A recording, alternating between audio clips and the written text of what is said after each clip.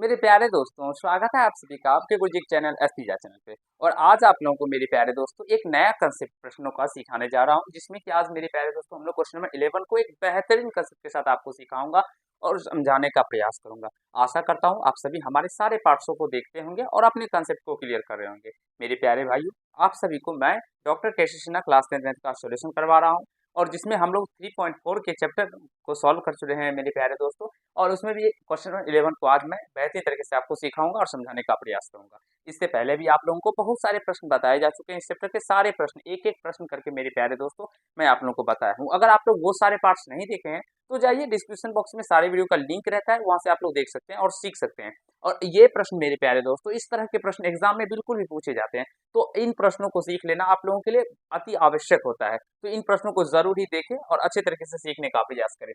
प्रश्न क्या कहा गया है उसको सीखिए और प्रश्न का पढ़ने का प्रयास कीजिए। कहा गया है 5 संतरे और 3 सेबों का मूल्य कितना है मेरे प्यारे दोस्तों? 35 रुपया है। और 2 संतरे और 4 सेबों का मूल्य 28 रुपया है। बुक में आपके नारंगी भी यहाँ पे देख सकते हैं, दिए होंगे लोग, तो कोई बात नहीं, संतरे और नारंगी एक ही होते हैं।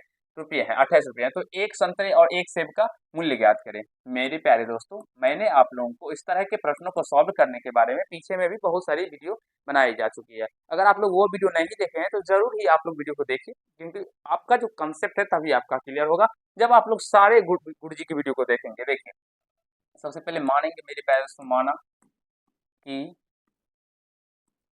एक संतरे संतरे का मूल्य x रुपया। एक संतरे का मूल्य मेरे प्यारे दोस्तों हम लोग मान लेते हैं x, अरे यार, x रुपया एवं एक सेब का मूल्य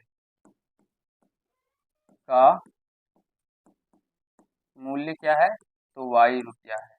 मेरे प्यारे दोस्तों, हमने क्या माना? एक संतरे का मूल्य x रुपया है और एक सेब का मूल्य y रुपया है। तो प्रश्न की अकॉर्डिंग अगर हम बात करेंगे प्रश्न से, तो प्रश्न में कहा क्या गया है? जो 5 संतरे और 3 सेबों का मूल्य 35 रुपया है। देखिए, हमारे अगर प्रश्न की अकॉर्डिंग बात करेंगे तो 5 संतरे का मूल्य क्या हो जाएगा? 5x। और 3 सेब का मूल्य क्या हो जाएगा? 3 सेब का मूल्य तो 3y। तो जब इन दोनों को हम लोग ऐड कर देंगे तो वो किसके बराबर हो जाएगा? 35 के बराबर। क्योंकि मेरे प्यारे दोस्तों, जो प्रश्न के अंदर कहा गया है 5 संतरे और 3 सेबों का मूल्य क्या है? 35 रुपया है। तो इसीलिए हम दोनों सेब का भी मूल्य निकाल लिए, संतरे का भी मूल्य निकाले और सेब का भी मूल्य निकाल के ऐड करेंगे तो 35 के बराबर होना चाहिए। तो यहाँ से हो जाएगा 5x plus 3y equal to 35, यानी 35। तो यहाँ से 5x और प्लस में 3y, इस 35 को इधर लेके आएंगे तो माइनस का 35 इक्वल टू 0 हो जाएगा, हो जाएगा। और इसे मित्रों हम लोग फर्स्ट समीकरण मान लेंगे। ठीक है, आशा करता हूँ आप सभी सारे कंसेप्टों को सीख रहे होंगे और समझ रहे होंगे। अब यहाँ से सेकंड तथा हम लोग दूसरे समीकरण कंसेप्ट की ओर बात करते हैं। जो इसमें दूसरा कंसेप्ट कहा गया, और 2 संतरे, तो 2x संतरे और 4 सेबों का मूल्य, तो 4y का मूल्य कितना है? तो 28। ये 28 के बराबर हो जाएगा। तो यहाँ से 2x प्लस 4y माइनस का 28 इक्वल टू 0, और ये सेकेंड समीकरण हो जाएगा। मेरे प्यारे मित्रों, आप सभी समझ रहे होंगे इन प्रश्नों को और बेहतरीन तरीके से सीख पा रहे होंगे, क्योंकि ऐसे प्रश्नों को सॉल्व करना मेरे प्यारे दोस्तों बहुत ही अच्छा लगता है। जब आप लोग इन प्रश्नों को सॉल्व करेंगे तो आपको आसानी से इन प्रश्नों को सॉल्व भी हो जाएगा। हाँ, लेकिन जब आपको गुरु जी का कंसेप्ट का वीडियो देखे होंगे और कंसेप्ट सीखे होंगे तभी आप लोग ऐसे प्रश्नों को सॉल्व कर पाएंगे। अब हम लोग अभी बजगुणन विधि से सॉल्व कर रहे हैं, तो इसे मैंने आप सभी को बहुत सारे मेथड बताए हैं दो चर वाले रैखिक समीकरण को सॉल्व करने के, जिसमें बात करें अगर हम लोग तो विलोपन विधि, प्रतिस्थापन विधि, ग्राफीय विधि, और ये चौथा विधि आप लोगों को बताया जा रहा है बजगुण विधि। बहुत सारे बताए भी गए हैं आप लोगों को। तो यहाँ पे जो हम लोग अभी सॉल्व करेंगे तो इसको बजगुण विधि की सहायता से सॉल्व करेंगे। अगर आप लोग इसे प्रतिस्थापन विधि से भी सॉल्व कर सकते हैं, अगर आप लोग के एग्जाम में ये पूछे जाते हैं, तो अगर वहां पे तो क्लियरफाई रहने मतलब नहीं लिखा रहता है ऊपर में, जो इसे हम लोगों को कौन से मेथड से सॉल्व करना है, तो एग्जाम के अंदर हम लोग किसी विधि से इसको सॉल्व कर सकते हैं। ठीक है, तो फिलहाल यहाँ पे हम लोग बजगुण विधि से सॉल्व करेंगे। तो यहाँ से लिखेंगे A1। सबसे पहले हमें बजगुण विधि में A1 B1 C1 A2 B2 C2 ज्ञात करना होता है। तो A1 क्या है? यहाँ से A1 हो जाएगा 5, B1 क्या हो जाएगा? B1 हो जाएगा 3, और C1 क्या हो जाएगा? तो माइनस का 35, यानी माइनस का 35। फिर उसी प्रकार A2 क्या हो जाएगा? A2 हो जाएगा प्यारे भाइयों 2, B2 क्या हो जाएगा? B2 क्या हो जाएगा, B2 हो जाएगा प्यारे दोस्तों 4, और C2 क्या हो जाएगा, तो माइनस का 28। आशा करता हूँ आप सभी समझ पा रहे होंगे, सीख रहे होंगे। तो अब यहाँ से बदगुण विधि से, बद गुणन विधि से आप सभी बदगुण विधि का फॉर्मूला को याद किए होंगे। जो भी भाई नहीं किए हैं याद कर लीजिएगा, x बटे B1 C2 minus B2 C1 y बटे C1 A2 minus C2 A1 और 1 बटे सॉरी 1 बटे A1 B2 minus A2 B1। ये फॉर्मूला है मेरे प्यारे दोस्तों बदगुण विधि का, और जिसे आप लोगों को याद रखना होगा आसानी तरीके से और सीखना होगा, ठीक है। यहाँ से तो x बटे अब मान रखेंगे हम लोग, तो B1 का वैल्यू यहाँ से देख सकते हैं क्या है 3 मल्टीप्लाई C2 का माइनस में 28 है, यहाँ से देख सकते हैं। फिर ये माइनस का B2 का वैल्यू 4 है, और C1 का वैल्यू मेरे प्यारे दोस्तों माइनस का 35, तो माइनस का 35 इक्वल टू y बटे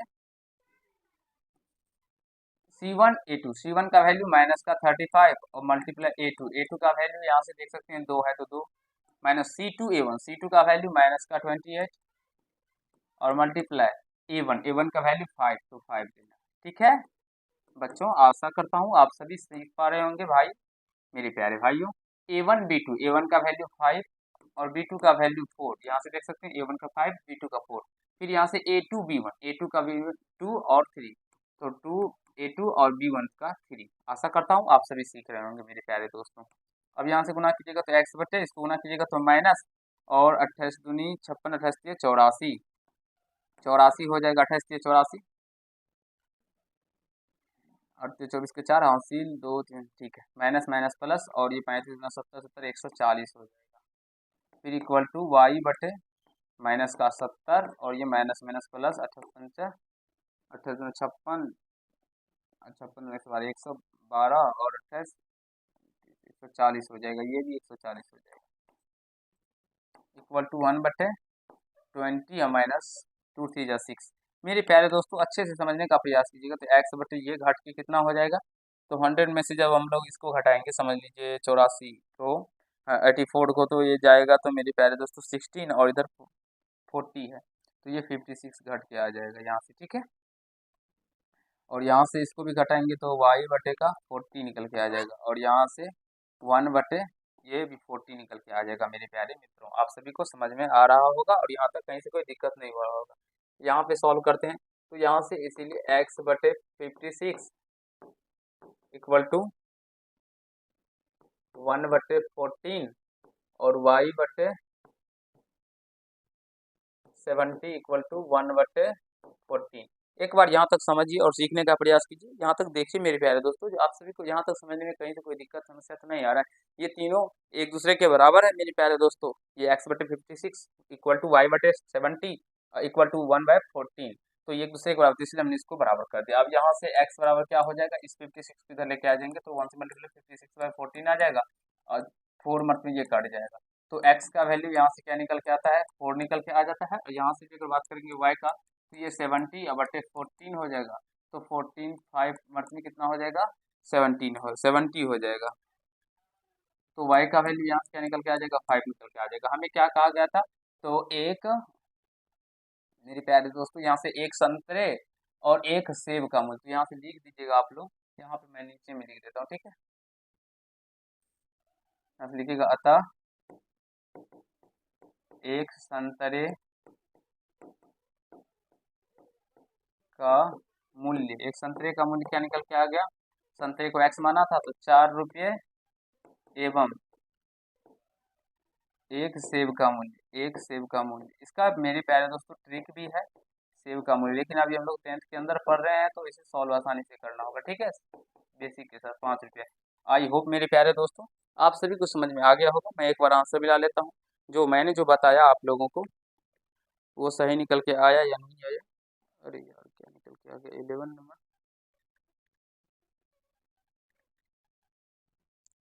41 रुपये लिखा है, 5 रुपये। एक बार मेरे बुक में मेरे प्यारे दोस्तों यहाँ से 41 रुपये और 5 रुपये दिया गया। एक बार मैं चेक कर लेता हूँ जो मैंने जो बताया आपको वो सही बताया या गलत बताया। अब देखिए ना, एक संतरे का मूल्य 4 निकला है, तो यहाँ से 4 संतरे का मूल्य 4 है। ठीक है, 4 है तो इसको गुना कीजिएगा तो 5 × 4 प्लस 3 × सेब का मूल्य क्या निकल के आया 5। तो 5 चौका 20 प्लस 15, 20 + 15 क्या निकल के आता है 35 आ रहा है ना। तो फिर ये सही है। फिर इधर भी रख के देख लेते हैं, 5 दूना सॉरी, हाँ 5 4 दूना 8 और 5 चौका 20 28। मेरे प्यारे दोस्तों इसका जो राइट आंसर होगा मेरे प्यारे दोस्तों, इसका राइट आंसर यही होगा। एक संतरे का मूल्य जो होगा वो 4 होगा और एक सेब का मूल्य 5 होगा। आशा करता हूँ आप सभी समझ रहे होंगे और यहाँ तक आप सभी को समझने में कहीं से कोई दिक्कत समस्या नहीं हुआ होगा। तो आज के पार्ट में हम लोग इतना ही करते हैं। नेक्स्ट कंसेप्ट आगे के पार्ट में करेंगे और आपको सिखाने समझाने का प्रयास करेंगे। और आशा करता हूँ आप सभी को ये पार्ट बेहतरीन तरीके से समझ में आ गया होगा और यहाँ तक आप सभी को समझने में कहीं से कोई दिक्कत नहीं हुआ होगा। तो मेरे प्यारे दोस्तों, अगर आप लोग को ये पार्ट अच्छा लगा हो तो वीडियो को लाइक कर दीजिएगा, कैसा लगा ये कमेंट कीजिएगा और यदि चैनल पर नए होंगे चैनल को सब्सक्राइब करके बेल आइकन को प्रेस कर लीजिएगा, जिससे मेरे हर एक वीडियो का नोटिफिकेशन आप तक पहुंचता है। धन्यवाद।